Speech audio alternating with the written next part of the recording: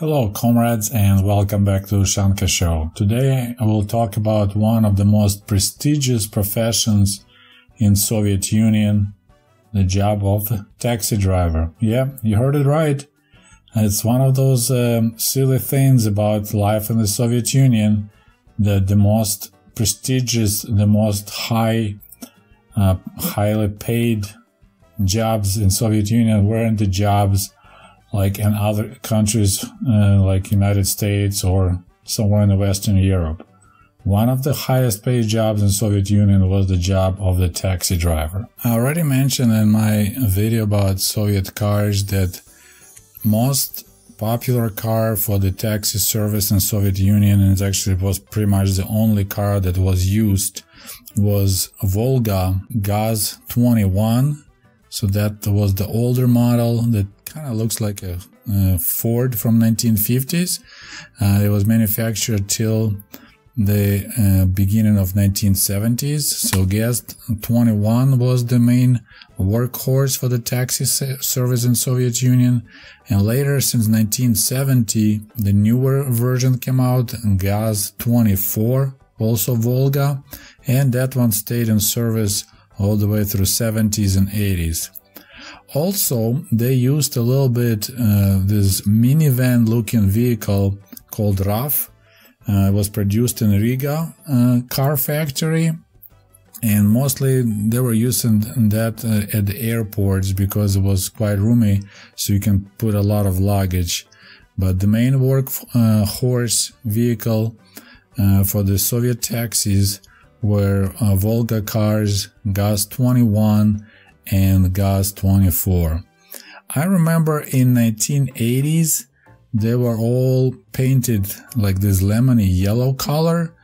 Prior there was a different, but after Soviet Olympics in the Soviet Union in 1980 in Moscow, all the cars, taxi cars in Soviet Union were the same color, bright lemon yellowy color. Interesting detail about Soviet taxi cars, they had special lights installed on the windshield on the top right corner, so the passenger side, and the green light meant that if it's on, meant that vehicle is available. So you see the car, taxi car approaching you and has a green light in the front windshield, it means there's no passengers and they will stop, well, hopefully to pick you up. If the car already busy, had a passenger, then the light will be changed to yellow. And we actually had this famous song in early 80s called Zeleноглазое Taxi by Mikhail Boyarsky. So it translates like a green eye taxi. And that means that you're waiting for the car and you see this green eye approaching you. So you kind of becoming happy because, hey, there's a taxi and it's available and I can hop on it. And actually, I love that song a lot, and they came up with a techno version, and most Soviet people, Russian people like techno, so I love that song a lot. I'll put the links below this video for original song and for the techno version. There was a famous Soviet comedy, a really good movie, actually I recommend to watch it. We will put the link below this video. The movie's title is Бриллиантовая рука, which you can translate like a diamond arm. And in this movie, there was this classic saying that people were repeating all the time, you know, it became like really famous. And it says that наши люди в булочную на такси не ездят.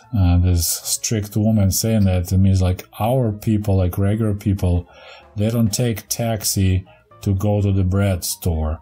I guess there was one of the guys, he hopped in a taxi and said, I'm going to get some bread.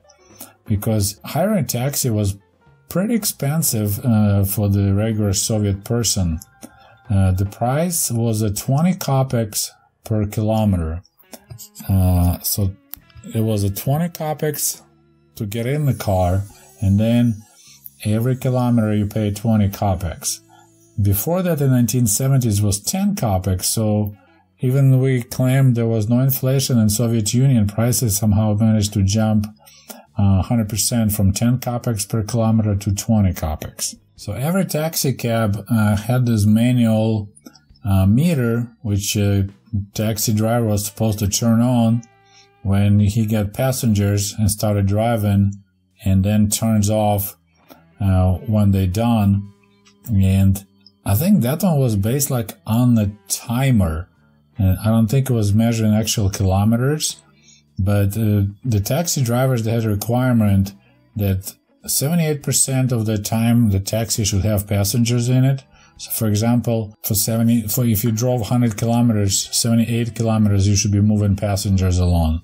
And I actually recall, I remember that sound of that taxi meter, because we do make it sound like, like your clock, just kind of like that, making noise and counting kopecks, and then you see this money, numbers of how much you have to pay for the trip was keep on changing. My family didn't use taxi often. In fact, we used it pretty much only twice a year. When we were going to the village for vacation, and then we were coming back. So what was happening, of course, in Soviet Union, the paid vacation was the whole month, 30 days. So we were going for the whole month into the village, so we have a lot of heavy bags, which was really inconvenient to carry all the way to the bus stop and then, ride the bus. And especially we were leaving really early, our bus, so we couldn't use public transportation to get to the bus station in time. So like a Greyhound type of bus station. So every summer, like in June or July, when we were going to the village, I remember about 5:30 there'll be a taxi. You order a taxi in advance, there'll be a taxi waiting for us by the building, and we'll load our luggage, and then a guy will drive us down to the bus station. And it's one of my memories from way back. I probably was maybe 6 years old or 7-year-old, that when a taxi driver made a sharp turn, somehow he didn't have his door shut properly, so the door swung wide open, and it made bunch of coins spill on the blacktop. And I remember he had to stop, and he was cursing and picking up all this change. And then we drove off to the bus station. And the second time I used the taxi, it's on the way back. So we will arrive back to Kiev, and we'll have a heavy bags, but this time, we'll bring some food stuff from the village for my grandparents. There'll be some meat, maybe some potatoes and other items, and they'll be pretty heavy. So we would get in line. So by the bus station, there'll be a taxi stop, and people who arrive, they get in line, and then taxis stop by, people hop in and then get delivered. And since I always used public transportation, and I said my family never had a car, or none of our friends owned a car, that was so cool to be in a car. I remember, I felt like, like I'm in heaven, just sit in this comfortable seat, and you just go fast. You don't stop at this bus stops like you do when you ride in regular public transportation. So I had these 2 moments of joy every year. It's riding a taxi to the bus station, and then a month later, or for me it will be several months later, coming back on the taxi back to our apartment in Kiev. So, like everywhere else, the job by itself of being a taxi driver was quite challenging. They had shifts in Soviet Union 14 to 16 hours per day. And as I mentioned earlier, you were required to be loaded with the passengers 78% of the time. Salary, I couldn't find exact information, but it was pretty decent, around 200 rubles a month to 300. But the main income is what can you do while you're at job? How can you make extra money? Because that's what was the main income. I bet you a lot of taxi drivers would just don't even worry about the main salary, because main income was actually on the things you could do while you're being on the road. The taxi driver was required to produce between 42 to 50 rubles per shift. So, depending how many kilometers he will drive, but they always, like it's a planned economy. So you have a plan that you go out there, moving passengers around city. You need to earn for the company for the taxa park, they call it taxi park, between 42 to 50 rubles per shift. And it was based, of course, on the amount of kilometers you drive, and of course on the 78% that you need to be busy. But of course, there was many ways to make extra money. One would be, you know, if you pick up somebody out of town at the bus stop or train stop and they don't know the city, you can give them so-called scenic drive, you know, so you show them the city, take the longest route possible, and that way you'll get your, you know, busy time that you're supposed to have, and then you can have some extra time that you don't need to have a passenger. So that was one of the basic ways of making extra money. Another way to earn some extra cash is to get tips. So for example, if there be some drunk people coming from a restaurant after a celebration of someone's birthday or wedding, usually drunk people feel generous and they might, you know, leave you extra tip, a ruble or two, which, you know, 1 ruble was pretty decent money for a Soviet person. Or you can earn tips by not having change, wink wink. So for example, if the trip 2 rubles 50 kopecks or 2 rubles 70 kopecks, and the people give you 3 rubles, you don't have a change. You just look at them, say thank you, unfortunately I don't have change, and that way for every stop you earn extra, you know, 30 kopecks, 50 kopecks. And I remember one of my friends in school, his father was a taxi driver, and I recall he was telling me, like, something teacher was asking maybe that why you didn't finish your homework or something like that. He was like, I'm sorry, I was helping my dad to count change. So that was his job, is, you know, dad comes home and he brings a bunch of coins, bunch of change, and he was counting them to helping dad to figure out how much extra money he made on during the shift by refusing people to give change. Another sneaky way of making extra money was to keep your meter off. As I said, that meter, actually the taxi driver was turning it on and then turning it off when he arrived to the destination. And you can just offer a person like, hey, the usual cost, for example, to get to that place is 5 rubles. If you let me drive you there with the meter off, I'll charge you only 4 rubles. So that way he will have it off the books because meter wasn't turned off, and pretty much he just pockets those 4 rubles. As I said, that was a lot of money. So that was possible if you had quite a busy day and you've been running around, and then, you know, they calculate how many kilometers you put on your thing. And I just read a little article, some guy who used to work as a driver, as a taxi driver in Soviet Union in Moscow, and he was sharing memories about his very first day as a taxi driver. And one of the problems was that he didn't know how to turn his meter on, because you actually need to wind it, you know, like old clocks has a spring, same as that meter had a spring, so you need to have it wind up in order to get it going. So he drove most of the day without with his meter off, and when they calculated his mileage or kilometrage, he was supposed to give them 28 rubles, when in fact he earned 105. So he was shocked, like, what do I do with extra 77 rubles? And all the taxi drivers left is like, hey, welcome to the club. This is your income now. So a guy earned in one single day 77 rubles, while your salary in the whole month is 200 rubles. So they could make huge money if they knew what they're doing, but still it wasn't. It was more ways of there were more ways of making money just than these basic things like keeping your meter off or not giving people change. It's sad to admit, but we had some things in the Soviet Union that you would think only existed in a capitalistic society, especially in the big cities like Kiev, Moscow, Leningrad. We had prostitution and we had prostitutes, and they worked as a team with the taxi driver, because girls needed to be delivered to the client's apartment, girls need to be taken back.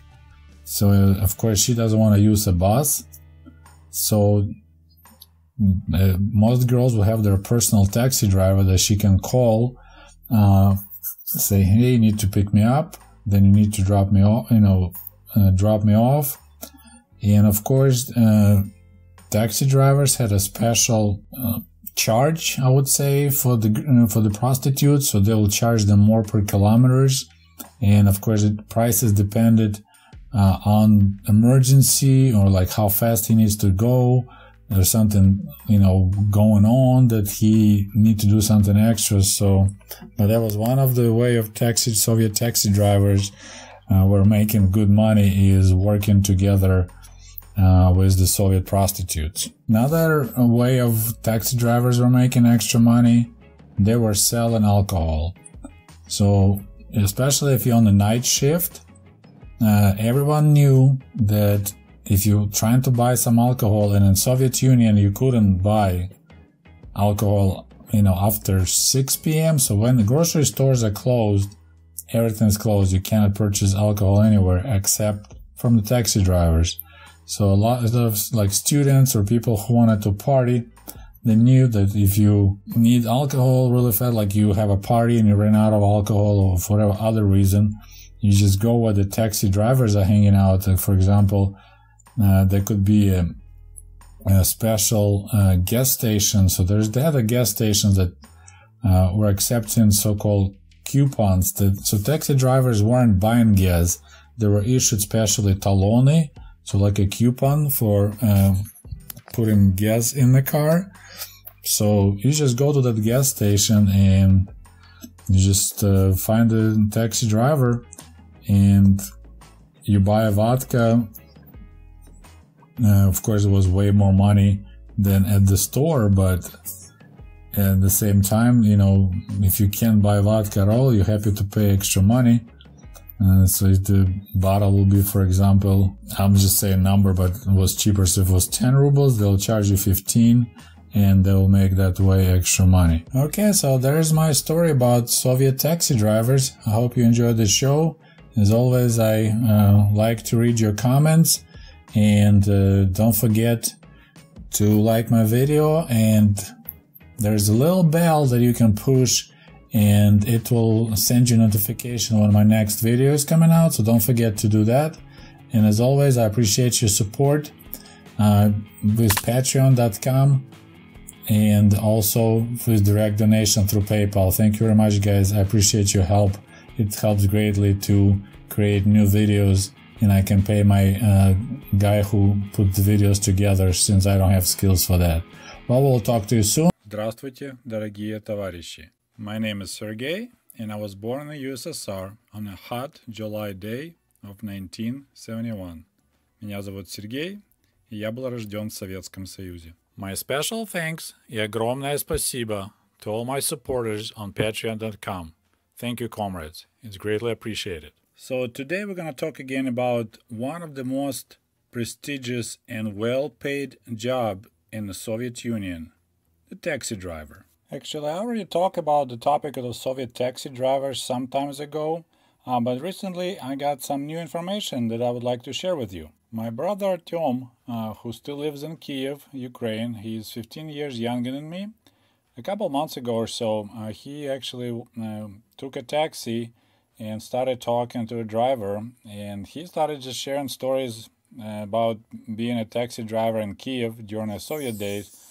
And my brother actually managed to record some of that conversation on his phone and then send it to me. So that's the story will be based on this taxi driver recollections. В аэропорту Борисполя он брал других людей в Киев, опять же не по счетчику.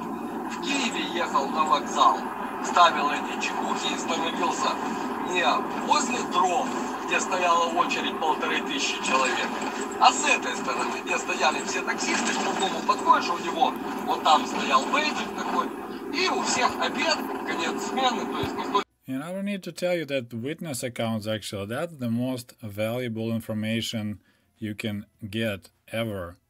There's no comparison even with, what you can find on the internet, stories or pictures. Witness accounts is the most amazing information, especially when he was talking about my hometown of Kiev, because I'm very familiar with all the places that he mentioned. But before we start, I would like to mention several Soviet movies that actually show the life of the taxi driver in Soviet Union. First movie called Zelenyy Ogonyok, Green Light. It was filmed in 1964. And what they're talking about, Zelenyy Ogonyok, Green Light, it's when the taxi is available, they had a green little bulb is on. It's like inside of the car on the passenger side on the windshield. So when you see taxi car approaching and has a green light, Zelenyy Ogonyok, it means it's available. If it's yellow, they have a passenger and they probably gonna ignore you. Another movie that involves taxi drivers is Три тополя на Плющихе, three cottonwood trees on Plющиха. So it's like a street maybe or some name of the area. I don't recall watching that movie. Next one is 1971, same year I was born, Джентльмены удачи. Direct translation is like the gentlemen of luck, but I think it's like a slang word for gentlemen udачи is like the pirates, so that's criminals in this case. So this one of the most popular and famous comedies ever of Soviet Union. A lot of phrases from that movie became like Soviet memes. Soviet people don't drive on a taxi to the bread store, kind of stuff like that. There's a lot of good quotes out of that movie. And if I find any of those on YouTube, I'll post the links below this video. And the last one is 1975, Горожане, City People. And now back to our main story, life of the Soviet taxi driver in the capital of Ukraine, Kiev, in early 1980s. And of course back then there was a totally different world. There was no Uber, no Lyft, no GPS available, no Google Maps. So taxi drivers, there was a special breed, especially if you work in a large city like Moscow, Leningrad, or Kiev. You need to remember a lot of information, a lot of streets, best routes, the worst routes, the most profitable routes, and stuff like that. And the taxi driver in the big city is like a professional fisherman in the lake. He knows the best spots where you can get the biggest fish. He knows where there's no reason to waste your time. So that's kind of similar situation. Really quickly about the cost of taxi in the Soviet Union. So before 1977, it was 10 kopecks per kilometer. So everything, of course, in kilometers, not miles. After 1977, price doubled. So 1 kilometer will cost you 20 kopecks. Now, additional charge will be so-called посадка. So when they stop to pick you up, so pickup charge is also 20 kopecks. And if you ask a taxi driver to wait for you, for example, you're gonna go see your girlfriend before you come home to see your wife, it's 2 rubles per hour to wait. And also taxi drivers were required to be efficient, so they needed to have out of every 100 kilometers that they drove, 78 kilometers should be paid driving. So he was allowed to drive only for 22 kilometers every 100 without passengers. So the so-called efficiency was 0.78. And every taxi driver had a required amount of money he was supposed to earn in a month, so-called kassa. And it was 175 rubles a month. So he usually worked 15 shifts. Each shift about 12 to 14 hours. And so after working 15 shifts, he had to bring at least 175 rubles. And of course, it's based on how many kilometers he covered. So in Kiev, one of the most profitable routes was to stop at so-called flight stops. So in Kiev, we had a couple. We also had buses that were taking people from like downtown Kiev to our airport Borispol, which is like international airport. So kind of similar like what O'Hara, for example, in Chicago or JFK in New York. So people who are running late or they don't want to wait for a bus, taxi will take them. But the deal was that you pay the fixed rate, not what the taxi meter says. So, for example, I believe it's like maybe 30 kilometers from downtown Kiev to Borispol. So if you say 20 kopecks, so it should be about 6 rubles one way, but a taxi driver maybe will gonna ask you to pay 15 rubles or 20 rubles. So he would tell you the cost, was not what the meter will tell you. And of course, airport Borispol was another good fishing place. So you pick up passengers there, and same deal. They pay fixed rate, not the meter, and then you drive back to Kiev. Another great fishing spot was our central railroad station, Центральный железнодорожный вокзал города Киева. And this guy that talked to my brother, he actually told quite amazing story. So of course, in the railroad station, just like everywhere else, there'll be a spot for the taxi pickup. And usually there'll be a long line of people who arrive to Kiev. You know, they have a big, heavy bags. They need a taxi. Using subway or public transportation will be quite challenging. But he said, if you want to make good money, you don't go to pick up they call it to pick up a lumber. That's if you pick up regular passenger who pays by the meter, it's called you pick up lumber. You park across the street, so there's a big square there, so they park across many taxi drivers, and then they put signs like they take in lunch break, because they can get in trouble, because there were actually like people who were checking how the taxi service was working. So you should have a excuse why you're not working and why you park there. So you have like, I'm on lunch break or end of the shift, so you supposedly taking a break before going back to the taxi park, and people will be just hanging out there. Taxi drivers, they'll have 5 or 6 taxi cars empty, while across the street there'll be a long line of people waiting for a taxi. And I know for the average foreigner, like Westerner, American, European guy, what I'm telling you totally doesn't make any sense. Why would you want to ignore passengers that are waiting, because this is how you make money? Why would you park across the street? But it's Soviet Union. In Soviet Russia, taxi picks up you, and you not pick up a taxi. You don't grab a taxi, taxi grabs you. So they will be hanging out there, and the desperate passengers are the one, they know what's going on. They'll walk across and they'll ask how much if they want to go somewhere. And usually the rate was double or triple the meter. So as I said, after 1977, meter was 20 kopecks per kilometer. That was the official rate. But taxi driver says, I'll take you where you need to go, but it will cost you 60 kopecks a kilometer if you're desperate enough. So this is how they were made additional cash, charging double or triple the meter. So now it's a good time to talk about the salary of the taxi driver. Average salary was 150, 160 rubles. In big cities, maybe pushing 200 rubles per month. So it's just a fixed salary. Then on the top of it, they had so-called progressivka, like a progressive pay, and that was a monthly bonus for additional.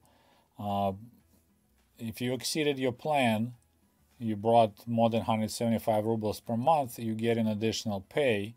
So you would say, taxi driver on average would make 200 to 250 rubles per month. But because all this stuff they were doing, on a bad day, like they'll call it shitty day, хуёвый день, additional income will be 25 rubles per day on a bad day. On a good day, Soviet taxi driver could put in his pocket 50 to 60 rubles every day.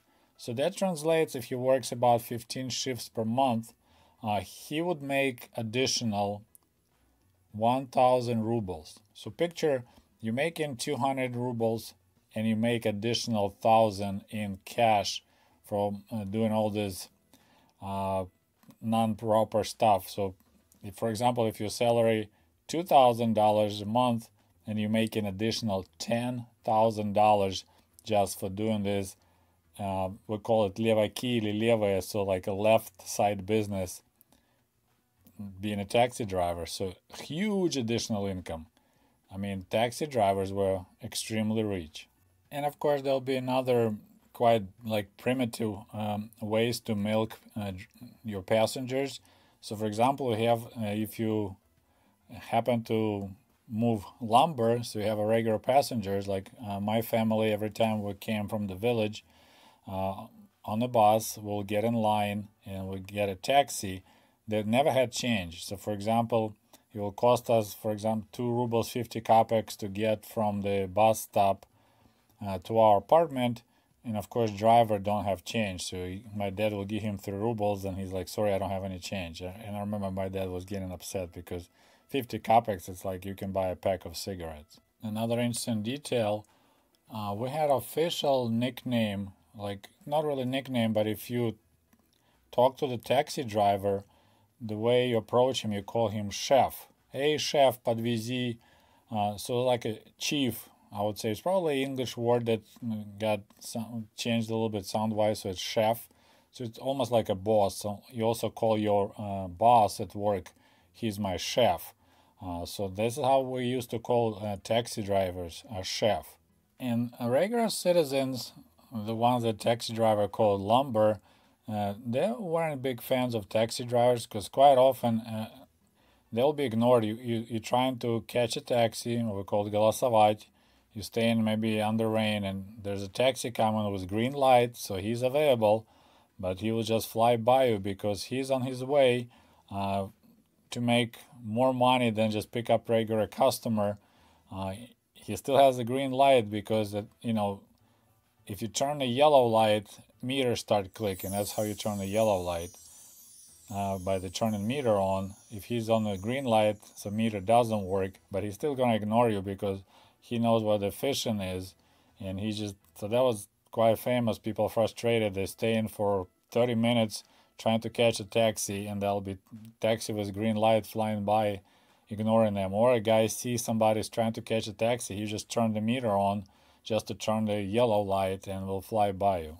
So that's another example how different things are when it's government-owned equipment, government-owned cars. You have people that take advantage of their position. They have access to goods. In this case, they have access to cars, and they make insane money. I mean, professor in university was probably making, 400 rubles a month. Taxi driver making additional 1,000 rubles on the top of his salary. So poor customer service, crazy income, and you can stay on the street trying to catch a taxi without any success for a long time. Well, I don't want my videos be too long or too boring, so we're gonna stop right here. I'm not done yet with the taxi topic. There's quite a few other things to discuss and share with you, so that'll be my next video. Thank you very much. We'll talk to you soon. В эфире программа Ushanka Show. My name is Sergey, and I like борщ. Меня зовут Сергей, я очень люблю украинский борщ. My special thanks и огромное спасибо to all my supporters on patreon.com. Thank you, comrades. It's greatly appreciated. So today we're going to try to wrap up the topic about crazy rich Soviet drivers. We already got 2 videos out about taxi drivers. If you missed them, you probably should check them out first. So once again, we're going to come back and talk about this unusual situation when some specific professions were creating a lot of additional income. So once again, the official salary of the Soviet taxi driver was about 150 to 200 rubles, of course depending on his experience and where he worked, big city or small city. And on the top of it, they could earn additional up to 1,000 rubles in so-called levak. So it's a left cash, left income. And there was a question about how much bribes a taxi driver had to pay in order to do their business. It's actually, they don't really pay bribes. It was more like sharing their income with other people at the taxi park. For example, they had to pay mechanics to make sure car is in a top shape. So you know, of course, they're getting paid by government, but if you want to make sure that your car is always ready to go, you want to chip in a little cash to those dudes. Then they had washers, people that after you come back from the shift, they'll wash your car, they'll clean it. You want to give them some money. Kind of similar what's going on in American restaurants. You know, the tips only go to waitresses, but they have to give some to busboys. They're going to give some to cooks. So kind of similar. Then, of course, the most important person in a taxi park was so-called dispatcher. I don't know, so the one who dispatches, right? So they answer the calls. In the 80s, we had the system when they, you know, you can order a taxi and then they used like a primitive radio system to communicate to drivers about new clients. So you had to pay them a lot, if you do something naughty, because they were watching your times, they were watching your miles. So those guys also had to be paid.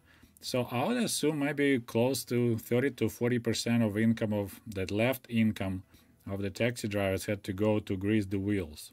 And of course, if you didn't fit the team, like you were too honest, or you were not doing a good job and even not bringing money to pay casa, or the required amount of money you're supposed to earn every shift, you can get like a worst car in the park, so you'll be constantly broke, or you'll go out and start driving your shift and then you break down and you can't do anything. So if they have a problem with anybody, they'll find a way to get you removed from the taxi park. So pretty much what I saw in people's memories about working at taxi parks, they said there was not a single honest person. Everyone was on the same team, maximizing their own profit, lining up with his expression, their own pockets. So considering how much additional income you could get being a taxi driver, that job was quite prestigious. You couldn't just walk in a taxi park and say, hey, I would like to work there. It's only can get the job populato, what they call it. So if they have opening, there'll be already people like waiting to get in, you know, relatives, nephews, whatever. Requirements were quite basic. You should be at least 21-year-old. You should have a driver's license, of course, водительские права. No criminal record, so that's interesting. No criminal record whatsoever.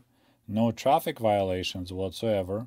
And before beginning of your shift, they always will check you for alcohol. So they don't want any drunk drivers, which is obvious.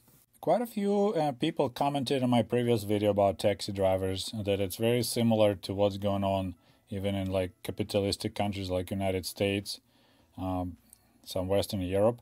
We actually had a couple of things which totally different. We had customers that every taxi driver hated. Because they didn't use cash, they paid with so-called talone, or you can translate it as a coupon.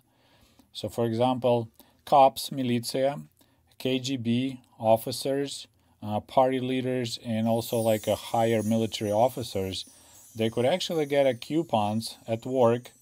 So if he does something for a job, he needs to go quickly from one military office to another in Kiev. He will stop taxi and he'll give him at the end of the trip this talon, which covers one trip up to 5 rubles, something like that. So, of course, taxi driver hated that because they had no cash. They had to just submit that coupon talon as a part of the casa that they required to bring. There was another quite interesting service that taxi driver had to provide. They had sometimes to deliver mail. And I'm not sure, I think it's just they had to go to the central sorting facility and pick up bags with letters or maybe newspapers and then deliver them around to the postal offices. Not sure, probably something like that. And that was always also paid by talone, by coupons. But usually the way it happens, they would be order coming to taxi park. So postal office will submit order. We need, for example, 1 taxi driver today, all day, deliver mail. So this, and the taxi drivers, I said, hated it too because there was no cash. You're going to work strictly on your meter and getting paid with those coupons. So regardless, someone had to take one for a team, right? So they had this interesting system I found out. So that'll be, you before you leave the park, go into your shift, you pick up a so-called putevой list, trip ticket. So this tells you what time you left, how many kilometers was on your speedometer, and such information, and you have a stamp. And there'll be one putevой list, the trip ticket for the postal office. So if you don't want to do that, you put 1 ruble under that trip ticket. So pretty much anyone who refuses has to put 1 ruble below, so then there'll be maybe 10 or 20 rubles laying under the trip ticket, and someone says, okay, fine, I'll do that. So he will take the trip ticket to work for the postal office all day, and he will pocket 20 rubles as the compensation from the other taxi drivers for running that errand. So one of the most important tools for the regular taxi driver, if he wants to make good money on the side, was to figure out how to work with his taxi meter installed in every car.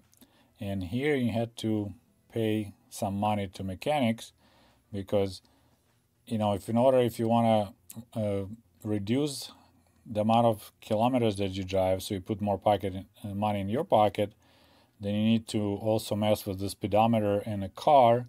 So you need to change kilometers on the car and kilometers on the meter. So they had the special tools.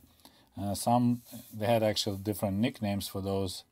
For example, one was called udavka, so it's like a choker.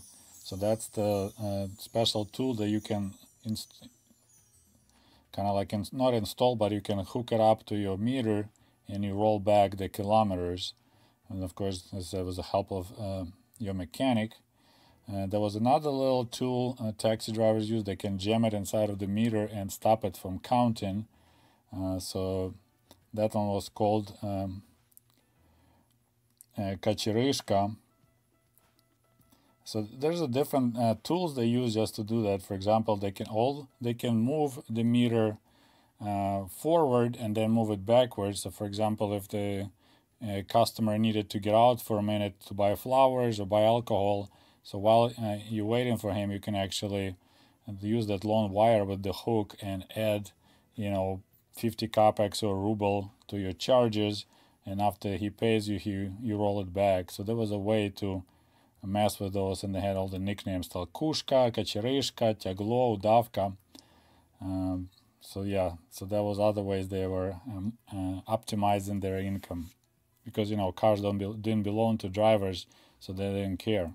And of course, among the taxi drivers, they had people that prefer different ways how they operate, and it created different nicknames. For example, if the taxi driver preferred to hang out around airports or train stations, so there'll be aerodromshik for the ones that work airports, or vokzalshik for the ones that do the train stations or bus stations. And even if a taxi driver is supposed to work just in a city, some were practicing long distance service, which was kind of illegal.